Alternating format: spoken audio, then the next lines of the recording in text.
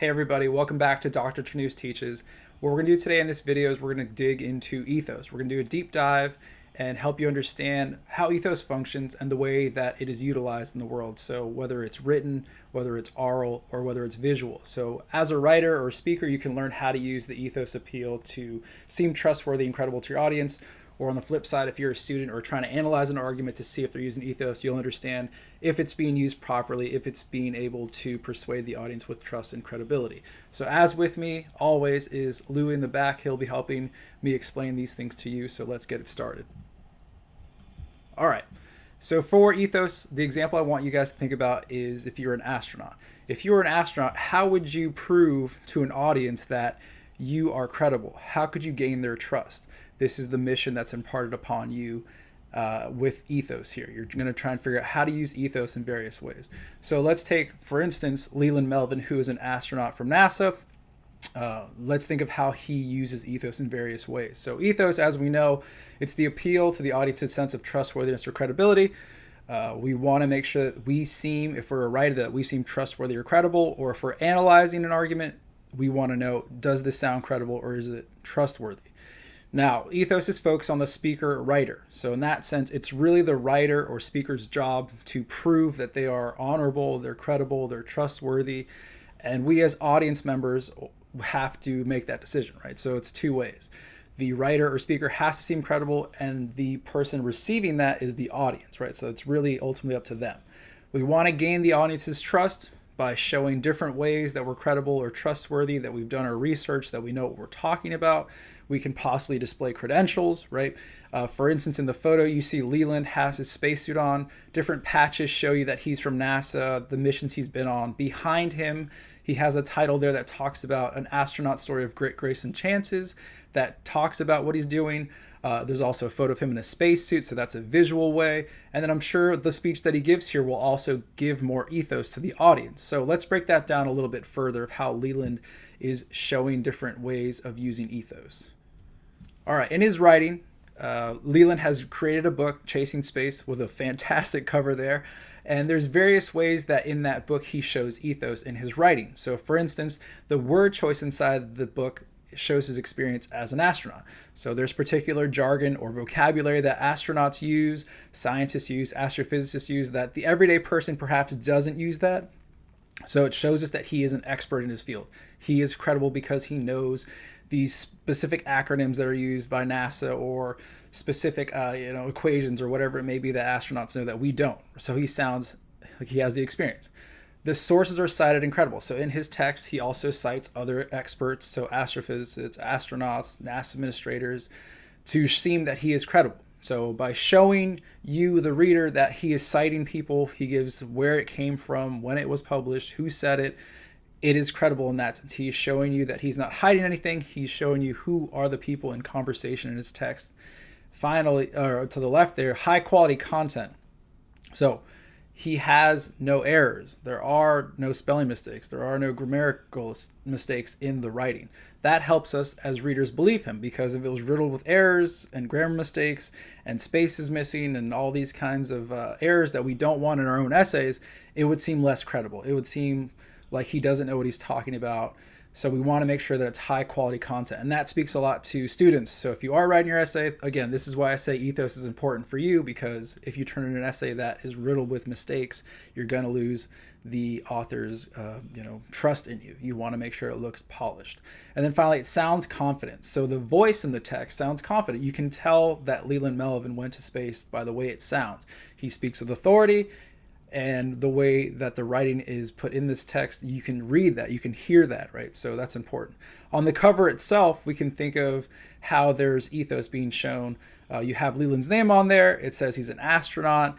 You have a recommendation at the top written on the book cover, and then you have a seal from the NAACP saying it was nominated for an award. So there in itself is some writing too, some ethos showing you the credibility and trustworthiness of the writer. Visual. Okay, so how could you do that in a visual form? So on the right-hand side, we have two images of him, one with Elmo and then one of him speaking to a NASA audience, right? So we have to show respect and professionalism no matter who the audience is.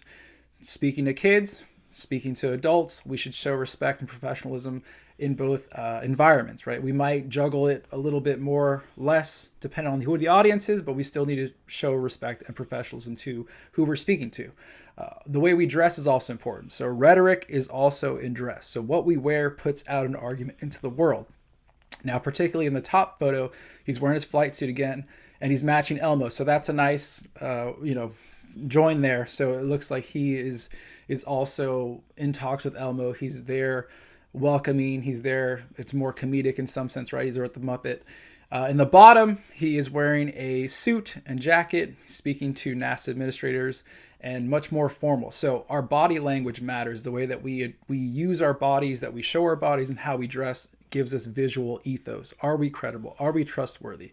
So what we wear also shows who we are.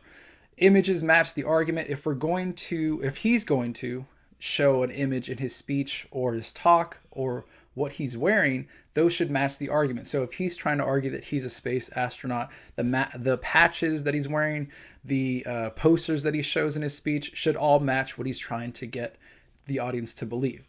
And then, of course, we're also going to display cited sources. So if we're going to cite sources, if we have a PowerPoint or a speech, or if we're going to put it on the screen, we should cite where are we getting this information from so the audience understands it. So again, remember, even if it's an audience of children watching Sesame Street or an audience of NASA administrators, we need to respect them. We need to work on our body language and what we wear. All that exudes trustworthiness and confidence.